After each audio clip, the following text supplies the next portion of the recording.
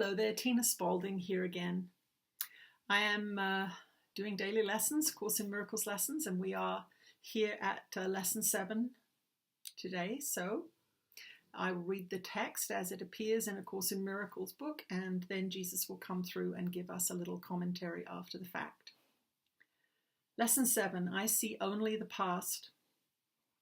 This idea is particularly difficult to believe at first, yet it is the rationale for all the preceding ones. It is the reason why nothing that you see means anything. It is the reason why you have given everything you see all the meaning it has for you. It is the reason why you do not understand anything you see. It is the reason why your thoughts do not mean anything and why they are like the things you see. It is the reason why you are never upset for the reason you think. It is the reason why you are upset because you see something that is not there. Old ideas about time are very difficult to change because everything you believe is rooted in time and depends on your not learning these new ideas about it. Yet that is precisely why you need new ideas about time. This first time idea is not really so strange as it may sound at first. Look at a cup, for example. Do you see a cup, or are you merely reviewing your past experiences of picking up a cup, being thirsty, drinking from a cup, feeling the rim of a cup against your lips, having breakfast, and so on? Are not your aesthetic reactions to the cup too based upon past experiences? How else would you know whether or not this kind of cup will break if you drop it? What do you know about this cup except what you learned in the past? You would have no idea what this cup is except for your past learning. Do you then really see it? Look about you. This is equally true of whatever you look at. Acknowledge this by applying the idea for today indiscriminately to whatever catches your eye. For example, I see only the past in this pencil. I see only the past in this shoe. I see only the past in this hand. I see only the past in that body. I see only the past in that face. Do not linger over any one thing in particular, but remember to omit nothing specifically.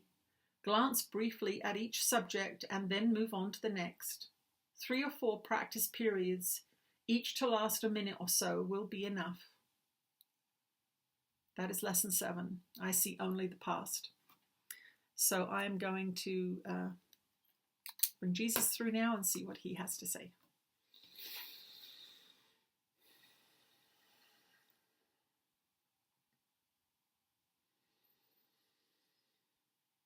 You are blessed beings indeed. I am that one that you know as Jesus, and it is important that you have made it to day 7. We want you to understand that your life as you know it is beginning to shift a little bit, even though you have only been joining us for 7 days. Some of you may already be feeling shifts and changes in your perception a little bit. Perhaps you are feeling a little more open, or perhaps you are thinking about an old resentment that you wish to be resolved. You may be feeling, as we've mentioned before, physical feelings in your body, tingling or pressure here and there. Do not be distressed by any of these symptoms.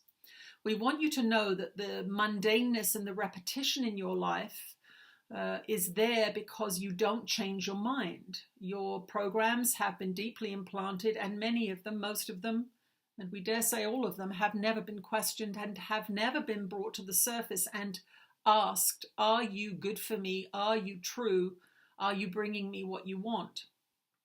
What is happening even within this short 7-day period is that you are changing your mind. You are beginning to question fundamental ideas about reality, and that will bring about fundamental changes in your experience.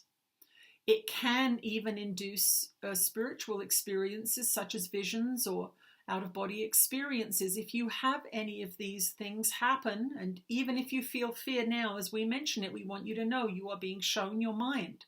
There's something in your mind that does not like the idea of having a spiritual experience, and yet here you are studying spiritual material with a good teacher indeed.